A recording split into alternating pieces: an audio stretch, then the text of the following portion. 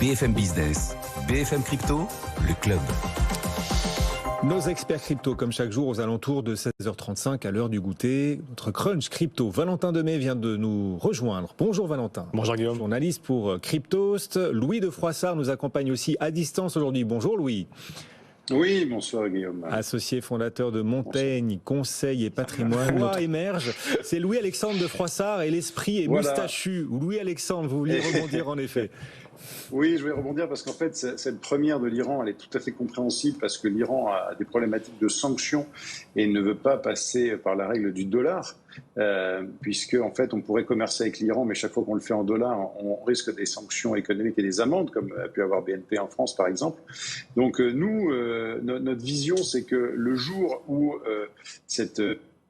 le Bitcoin peut devenir une monnaie pour les échanges internationaux, c'est un saut quantique, je dirais, pour Bitcoin, puisque ça peut être l'entrée dans une valeur, enfin dans un usage et une valeur qui démultiplierait les usages et démultiplierait la valeur. Donc on suit ça de très très très près. À suivre en effet. Louis-Alexandre de Froissart, donc à distance avec nous, conseiller en gestion de patrimoine. Comment détenir de manière très pratique des cryptos ? Alors en fait, c'est important. Je vais essayer de balayer l'ensemble des manières de posséder des cryptoactifs, puisque notamment on a en France la chance d'avoir des gérants qui ont été innovants dès le départ, soit par des ETF qui sont chez Millennium Capital, soit par des fonds comme Tobam, soit par des manières de jouer sur la volatilité comme Cryptech, voire Napoléon AM. Donc on a la possibilité de pouvoir investir dans les cryptoactifs par des fonds en jouant sur la volatilité, en n'étant pas forcément toujours exposé de manière longue à la hausse ou à la baisse. Et donc, ces fonds ont tendance à se multiplier. C'est-à-dire que moi, de plus en plus, je suis contacté sur les réseaux sociaux ou en direct par des gens qui me disent « Oui, j'ai un projet de fonds, j'ai un projet de gestion collective par rapport à ça, vous allez voir, ça va révolutionner le monde, et ainsi de suite. » Et on a vu comme la FinTech devait tout révolutionner, et en fait, les banques sont encore là quelques années après. Donc, il y a des avantages à passer par un fonds, parce que le fonds, on peut le mettre dans un compte titre, parfois dans un contrat d'assurance vie, ça commence à arriver bien sûr, et on ne se pose pas la question notamment de la fiscalité qui est très complexe. Ça, c'est un vrai avantage. On a investi dans des parts d'un fonds. Yves Chouefati défend cela de manière vertueuse en disant, voilà, vous achetez et conserver, et c'est une manière de ne pas vous embêter avec tout un tas de problèmes, avec la sécurité et avec la déclaration fiscale. Voilà. Donc ça, c'est une première manière de détenir. Okay. Après, vous allez me dire, Guillaume et Valentin, qu'on peut tout à fait aussi acquérir directement sur des plateformes. Donc on peut essayer d'acquérir sur des plateformes, et si on acquiert sur des plateformes, on va, par exemple, je ne vais pas faire de publicité ici, mais on peut aller sur Coinbase, Kraken, Binance par exemple, et là on va acquérir des cryptoactifs. Alors on acquiert tout ce que l'on veut comme cryptoactifs. À ce titre, je tiens à attirer votre attention sur un fait que ce matin, Binance m'a écrit, parce que moi j'ai un compte Binance, voilà, au cas où, et il m'a dit qu'à propos que mes stablecoins TUSD, USDC et autres, en fait il allait les transformer automatiquement en fin de mois en BUSD. Donc il va dire les stablecoins que vous avez en dehors du stablecoin de Binance, eh bien il va falloir les transformer en stablecoin Binance.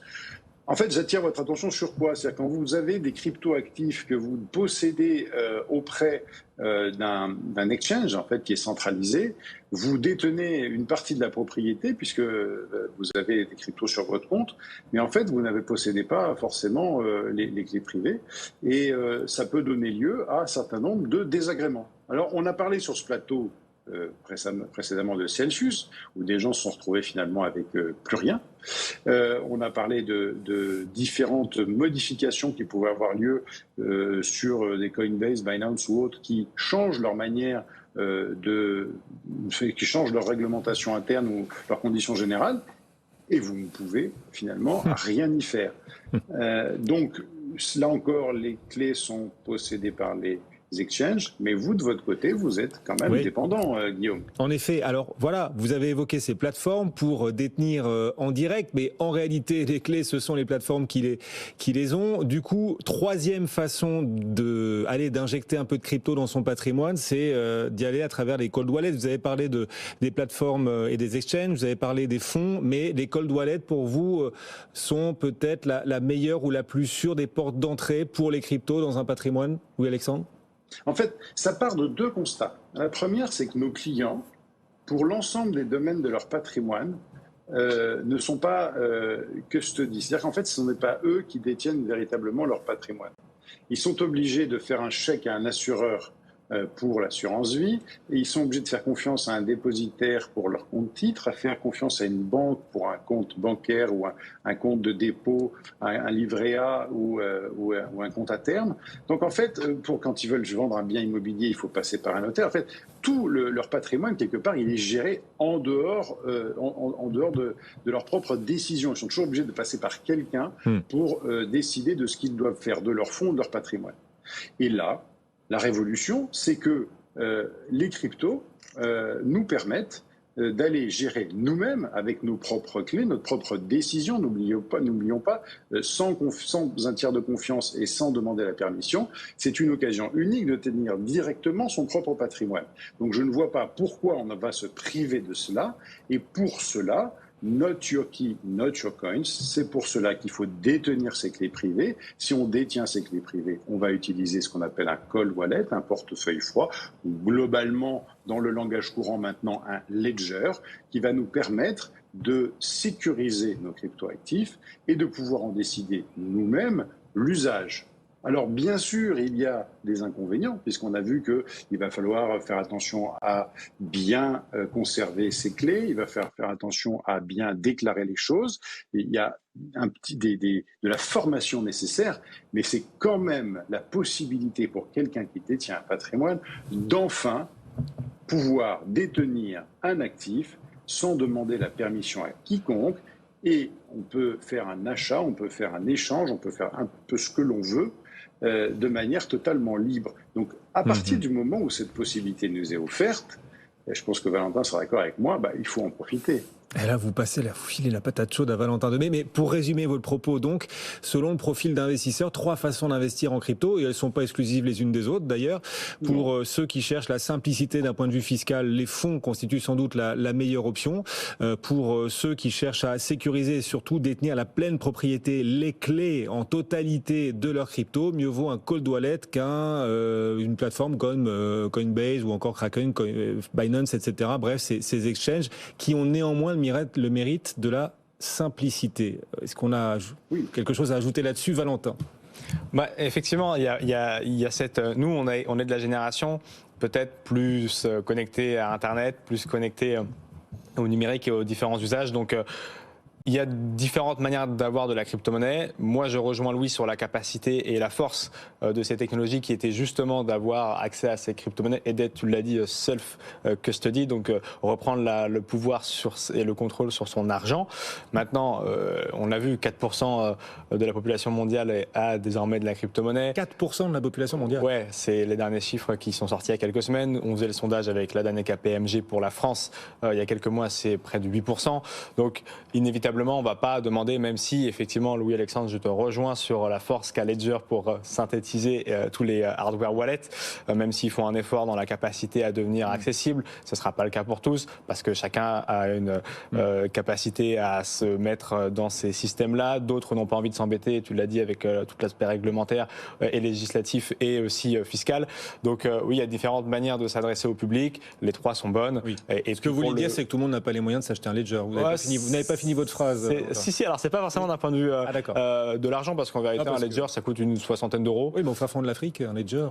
oui, effectivement. Mais ce que je voulais dire, c'est tout le monde n'a pas envie de s'embêter peut-être avec un Ledger, mais c'est là où il faut quand même peut-être faire l'effort, puisque toute la réserve de valeur de la crypto-monnaie et le changement de paradigme, c'était de posséder ce qu'on a sur nos clés privées. Et on aime bien aussi accueillir Louis-Alexandre régulièrement dans ce rendez-vous du club BFM Crypto, parce qu'il a plein d'anecdotes croustillantes à nous raconter. Alors, il va le faire en plus plus, en une minute, c'est tout son talent, son esprit de synthèse qui va se révéler à nous tous. Vous étiez, Louis-Alexandre, à Surfing. Alors, mon premier NFT, oui. c'est juste, je rajoute, mon premier NFT, c'est une adresse en point crypto que j'ai acheté il y a même plus d'un an, d'ailleurs, c'était ça qui était drôle, donc je vois les adresses en point ETH.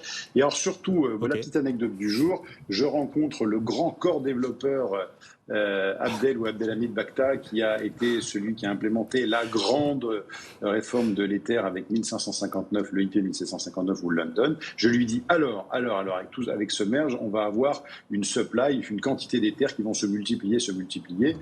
Et je lui dis alors Abdel, est-ce que c'est vrai, est-ce que c'est pas vrai, comment va se passer la limitation de la masse? Et en fait, il me dit ce sur quoi on a travaillé avec 1559, c'est le brûlage.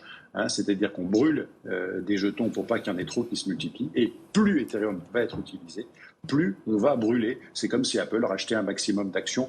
Plus de gens achètent des actions Apple. Donc, a priori, la supply, la quantité d'Ethereum en circulation devrait être sous contrôle.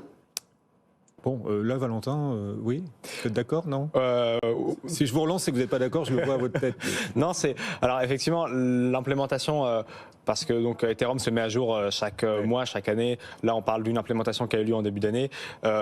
Le réseau tend à devenir déflationniste si et seulement si le nombre d'utilisateurs grandit, puisque à chaque transaction, on va brûler un fragment d'Ether, mais on en crée en parallèle également.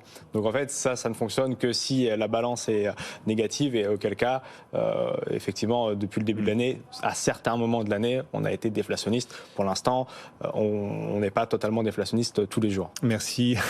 Comme c'est poliment dit, merci à tous les deux. Valentin Demey, journaliste pour Cryptos, Louis-Alexandre de Froissart, qu'on remercie aussi à distance. Salut Louis-Alexandre, associé fondateur de Montaigne Conseil et Patrimoine. Et Xavier Fenot aussi nous accompagnait. On se retrouve demain, Valentin, pour de nouvelles aventures. Bien sûr, notre club BFM Crypto, chaque après-midi sur BFM Business. Dans un instant, on se reconnecte à la séance du jour sur les marchés financiers. À tout de suite sur BFM Business. BFM Bourse, vos placements, nos conseils sur BFM Business.